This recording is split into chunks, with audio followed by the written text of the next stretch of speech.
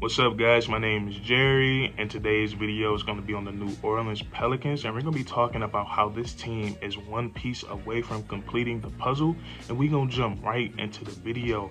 Now, over the last year or two, the New Orleans Pelicans have been doing a great job of adding pieces around to make the organization successful, and I think based off the season that they just had and all the guys that they have right now, we all know that they're one piece away from being a championship contending team, and I would go as far to say that based off what I saw from the second half of the season, adding CJ McCollum to the team, I think they're one piece away from being championship contenders, and we all know who that guy is, and that's Zion Williamson. I think I would go as far to say that if Zion Williamson comes back fully healthy as that guy that we saw when he played 60 plus games in that one regular season, if he comes back as that guy, the Pelicans are going to be championship contenders. And before we talk about Zion Williamson, I just want to talk about what the Pelicans, the pieces that they put around him, and I think they really did a great job. And it really starts in the 2021 offseason.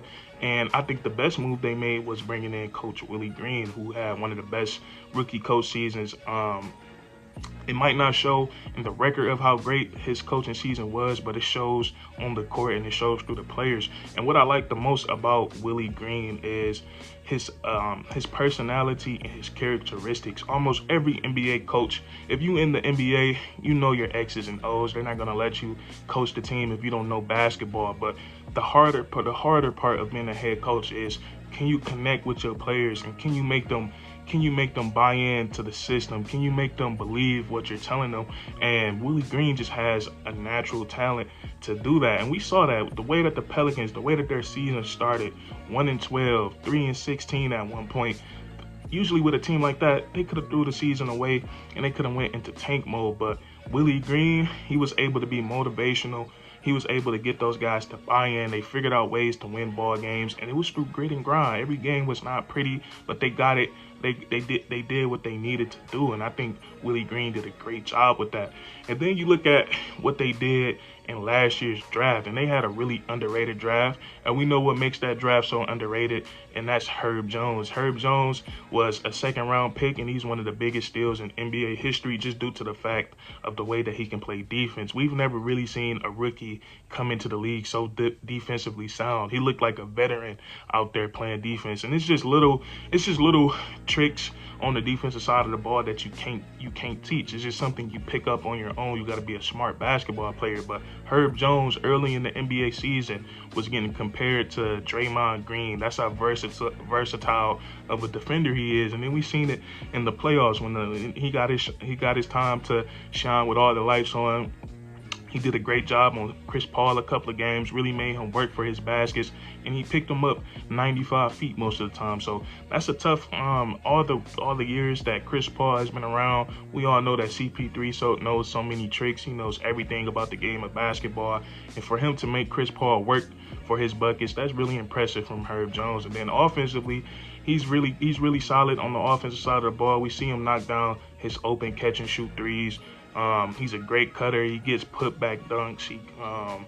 And he can finish with both hands. So Herb Jones, he's going to be really great for the New Orleans Pelicans going forward. And then also, that's not all they did in the draft. They got Trey Murphy, and we seen how good he was this season. I think if Trey Murphy, he has some nice size and length. I think if he bulks up, adds a little bit of muscle, he can be one of the better 3-and-D players in the NBA. But we seen him, he's built for that moment as well. In the play-in tournament, some games in the playoffs, we seen him hit some big time threes and some timely threes down the stretch where it really helped the Pelicans get over the hump in some of those games. So that's really character building. And then you have Jose Alvarado. And Jose Alvarado, he wasn't drafted. He's an undrafted guy, but he still is a part of that rookie core. And he was really a breath of fresh air for the New Orleans Pelicans.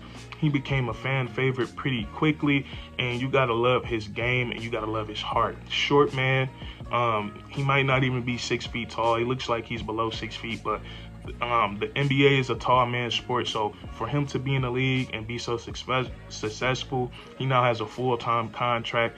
It's really amazing. He plays with heart, and then on the defensive side of the ball, he's he's a menace, man. He's very tenacious. He's like a pit bull, and he's a great defender. He's another guy that was assigned to Chris Paul in the playoffs, picking him up 95 feet, and he got the signature steal. He got the cool nickname, Grand Theft Alvarado. I love that nickname so much. But and then offensively, he's pretty solid as well.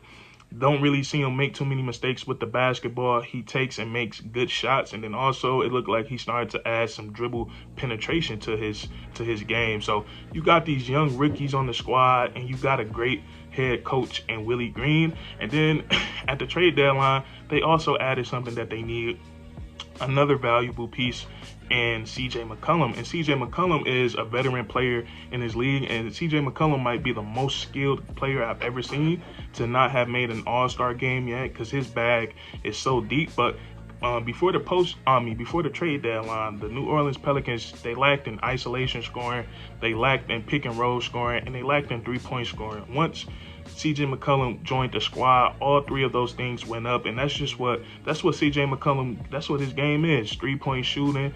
He can shoot with the best of them. He can come off the pick and roll with the best of them. He makes good decisions. It's hard to guard him in that situation. And then he's a great isolation scorer. Like we just established, his bag is very deep. But since he came to the Pelicans for the second half of the season, he averaged around 25, 26 points, and he helped them get into the playoffs.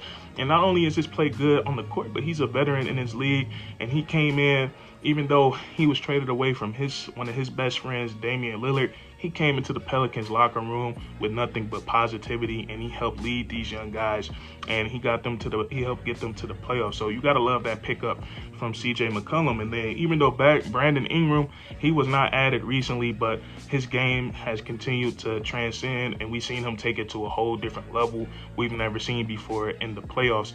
And that's something you gotta love, because Brandon Ingram is only 24